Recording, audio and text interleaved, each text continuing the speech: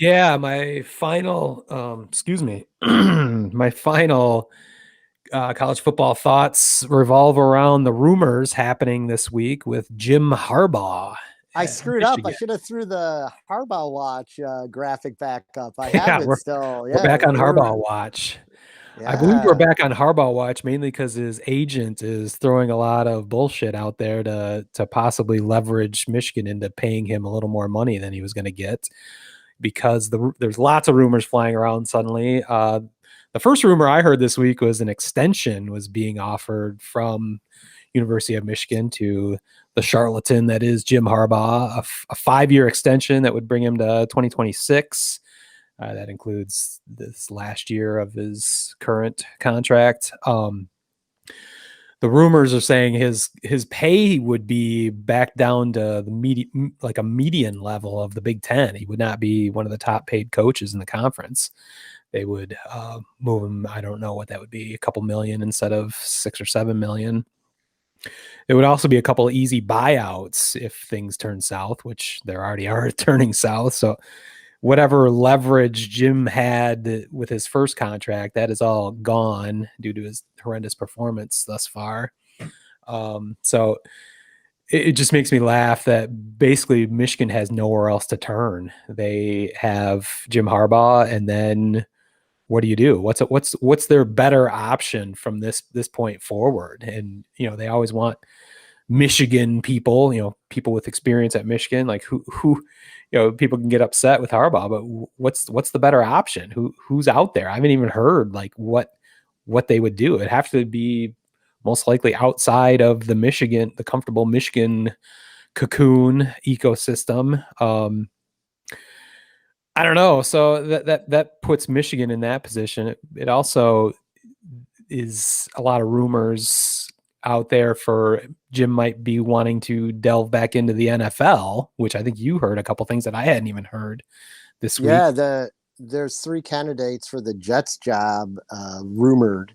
This is rumors, of course, and he's on the list allegedly, and Mm, possibly the Jacksonville list too, because they just parted ways after one season with their head coach. So yeah. after that wonderful performance this season, so um, I but The other one I is think the I Chargers that you yes, the didn't mention. Chargers, So. right? So I mean, I kind of feel like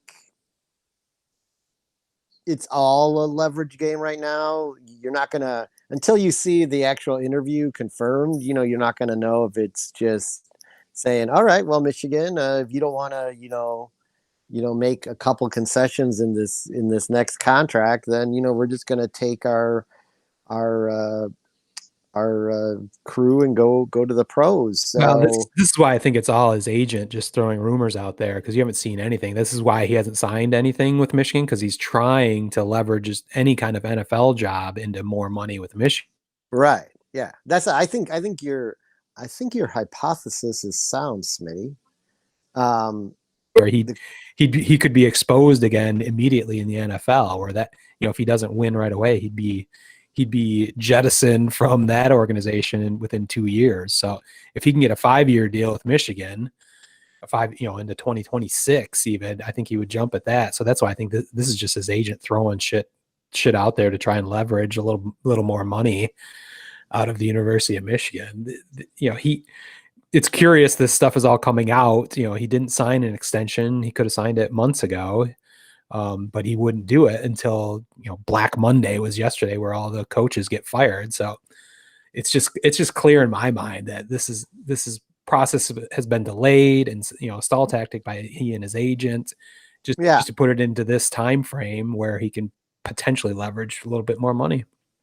yeah, no, I agree. I do think there could be interest though too. Like I don't think I could see because you're the one who brought it up to me, Yeah, and then I went and looked at it. I actually thought, I mean, he does have a really good pro record. I yeah, he's mean, like he's 20 had games great over 500. success. Yeah, he's had great success as a pro coach, more so than he has as a college coach at this point. So We've you talked about wonder. that it's kind of old success.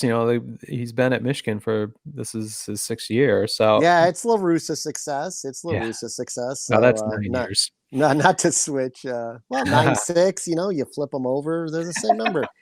But yeah, so like, yeah, you don't know. You also don't know based on that. Like the NFL was a lot different 6 years ago, and 6 years ago was the start of the NFL getting rid of, starting to weed out those old school type of coaches, the like my way or the highway type of coach for these more progressive analytics driven type individuals. So Well, we yeah, specifically talked about. I pinned that specifically on the emergence of the RPO, the run pass option. That was a yeah, brand new thing that Harbaugh took advantage of, or his offensive coordinator, who I can't remember at the time, took advantage of with Colin Kaepernick, and that was a revolutionary tactic at the time. And now it's pretty standard, and it's been mitigated over time by defensive coordinators. But that was I believe what, in my mind at least, what led Jim Harbaugh to his pro success and why he needed to get the fuck out as soon as possible because he was out of ideas. So I yeah, don't know. I just think the guy's a charlatan. It's and a fraud. So